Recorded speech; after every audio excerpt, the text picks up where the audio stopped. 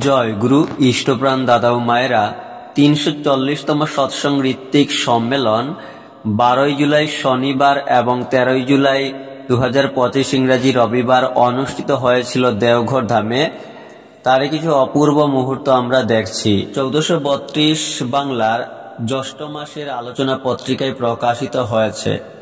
এক যুবক আচার্যদেবকে দেওঘর ধামে প্রণাম জানিয়ে আচার্যদেবের কাছে নিবেদন করলেন, একটা জমির এবং সম্পত্তির 7 ভাগ হবে, কিন্তু 7 জন শরিকের মতান্তরে জমির ভাগ হচ্ছে না, কাজটা আটকে আছে। বর্তমানে জমির কাগজপত্র এবং পুরনো দলিলের বিষয় নিয়ে নানান সমস্যা দেখা দিয়েছে। পরম পূজ্যপাদ শ্রী শ্রী আচার্যদেব তাকে বলতে থাকেন, তোমরা সবাই মিলে একটা গল্পে পৌঁছাতে পারছো কিনা দেখো।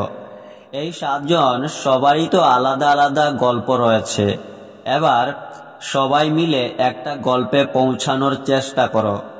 যিনি দেবেন তার কোনো অসুবিধা নেই, অসুবিধাটা তোমাদের।